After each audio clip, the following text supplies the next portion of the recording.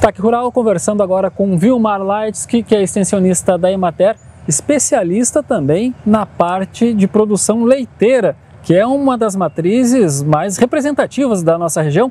Vilmar, eu começo te perguntando dos desafios, já agora com a questão das pastagens.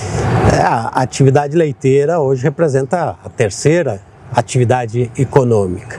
E quando nós falamos em desafios, nós temos vários desafios, né?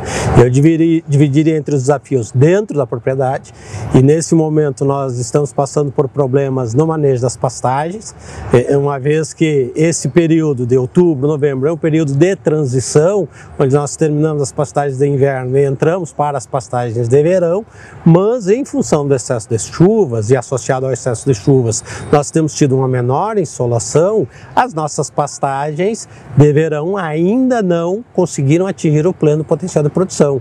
Então nós já deveríamos estar com as pastagens perenes, por exemplo, mais adiantadas em termos de possibilidades de oferta de pasto, e isso não aconteceu.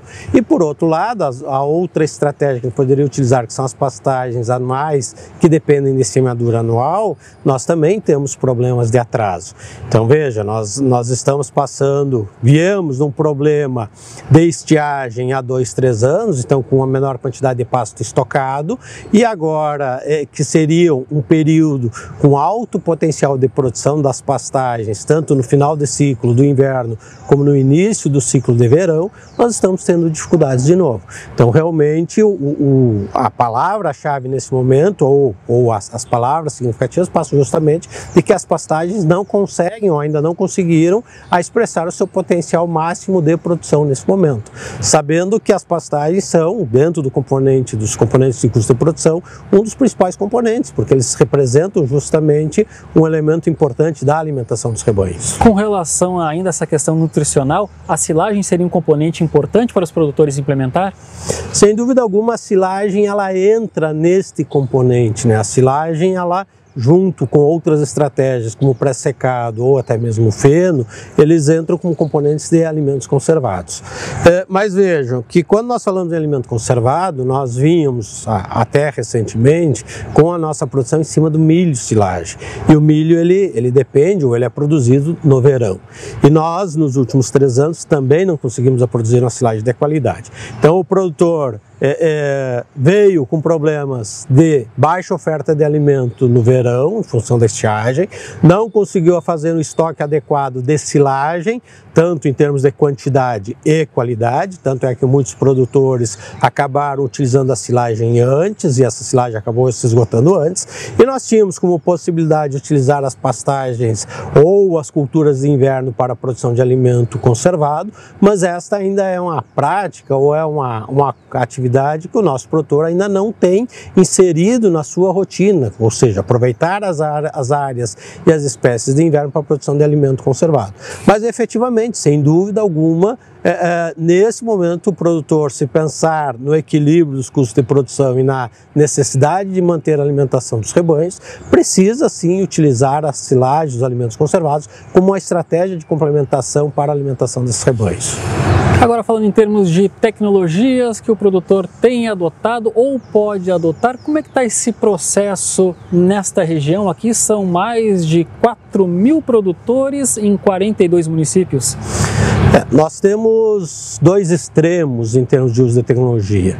Nós temos um grupo de produtores, que são aqueles produtores que têm uma baixa litragem, até 100, 150 litros dia, que são produtores que vem num ritmo menor de adoção da tecnologia. Uma série de questões que passam até mesmo pela perspectiva de continuar ou não na atividade. Mas nós temos, por exemplo, na outra extremidade, produtores que têm investido pesado em tecnologia.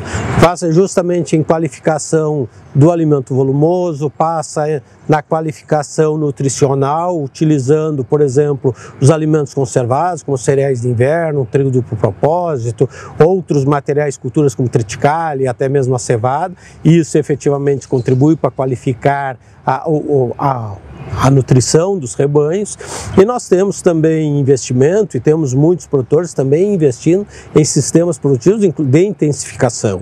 E isso passa também pela utilização, por exemplo, de sistemas com os animais confinados, que são o compost barn. E mais recentemente nós temos observado também as estratégias naquelas propriedades com maior número de animais que estão com esses animais confinados, com a adoção de robôs de ordenha. Então nós temos na região, na nossa área de abrangência dos nossos 42 municípios, nós temos um aumento significativo do número de robôs que permitem fazer essa ordenha automática dos rebanhos, principalmente naqueles sistemas confinados. Para finalizar, qual é a expectativa que fica para a próxima etapa agora, virando o ano já a partir de janeiro? A atividade leiteira, ela sempre traz essa característica de altos e baixos, né? E nós estamos justamente passando por um momento de baixa, né?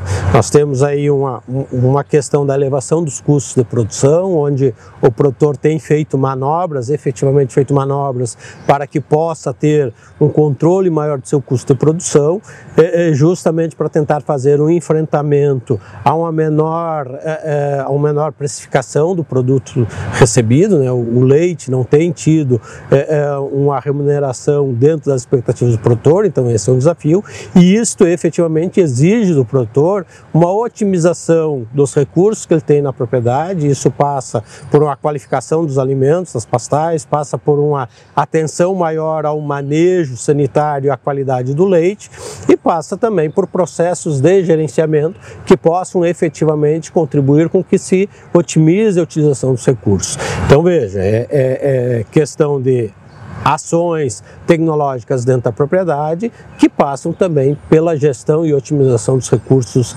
disponíveis na propriedade. Muito bem, quero agradecer a participação de Vilmar Leitsk, extensionista da Emater, nos falando sobre a cadeia produtiva do leite na região do Passo Fundo, neste momento de transição entre pastagens de inverno e pastagens de verão.